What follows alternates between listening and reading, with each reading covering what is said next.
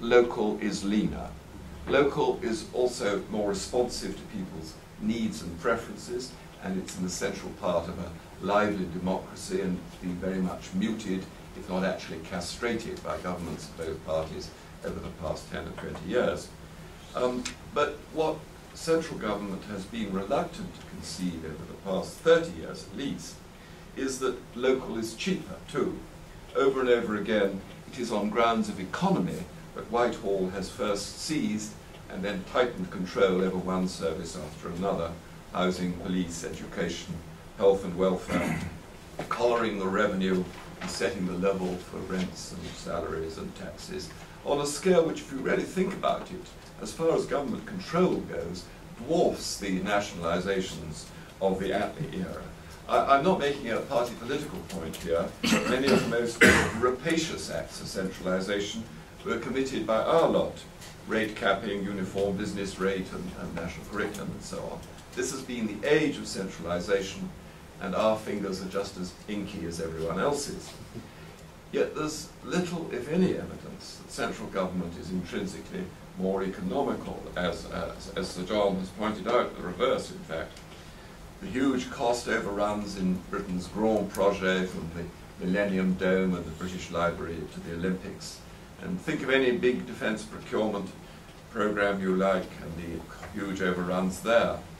But what I don't think Sir John did add was that central states used to be no more effective in controlling current expenditure than it is in controlling capital.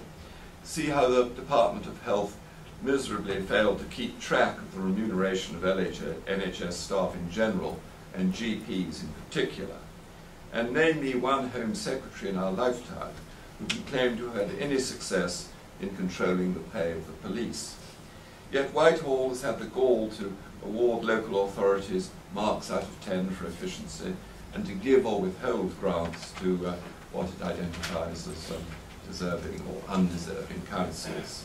I think nothing's more arrogant or undemocratic than the New Labour mantra of earned autonomy, which is a contradiction in terms. Now, we're all localists nowadays, and we're committed to rolling back the tide, and there's a great deal for localists to cheer in the new Tory programme. The proposals for local control of the police, for example, the costs of employing the police, who are merely civilians in uniform, as Sir Robert Peel taught us, ought to be under democratic control, just like any other public official. And those costs are much more likely to be kept under control. The people who are paying them hold the purse strings. National pay bargaining, I think, has always tended to overspend, and I remember back in the days of the Thatcher government, we used to try, with very little success, in breaking down the national pay bargaining organisations in industries like the water industry, but it was simply, it's easier and more convenient just to go along with the national bargaining body, even if it completely fails to take account of regional differences and the necessary business criteria of recruit and retain staff. I'm also very much like the plans in the Strong Communities housing policy document to restore to local authorities the freedom to build and allocate and buy and sell new homes, and to set their own rents as they wish in conformity with local conditions, and so to begin to break down the apartheid in housing between social and private. I think that better tailored and more economical results will follow, and they are also likely to increase the choice and satisfaction of tenants of councils and housing associations. I agree with Simon Jenkins and Tony Travers in Polly's newspaper that the answer is to delegate the axe. Throughout Europe and North America, after all, provincial and municipal authorities enjoy a kind of discretion that's all but vanished in Britain, and they raise, of course, a far higher proportion of public finance than we do. Now, what does this mean in practice? Well, obviously it means in practice setting pretty austere figures for government support grant over the next few years, but it also means, after we've had this temporary freeze on rate capping, that we must abolish rate capping for good and all and leave it for local authorities to deal with their own constituents and raise or lower the tax as they think fit, and take the punishment at the polls if the voters don't like it. And I also, again I think controversially probably in this audience, believe in restoring full control of the business rate to local authorities, something that's taken for granted in most civilized countries. Far from setting off a round of intolerable increases, I would bet that this will encourage a benign competition between authorities to attract businesses by offering low rates.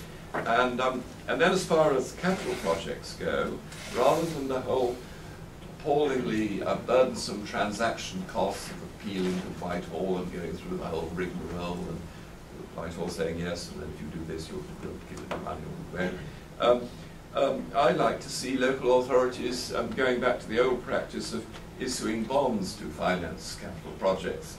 That never went away legally. They have the legal right to do so, but they're a bit timid and discouraged from doing it.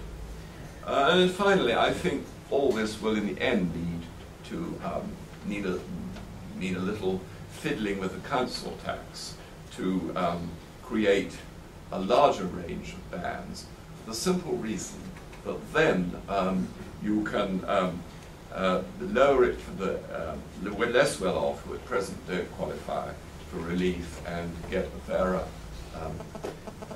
range of contributions towards local government. I think we get into this idea that this is simply, local government is simply a bundle of service provision. It's not. It's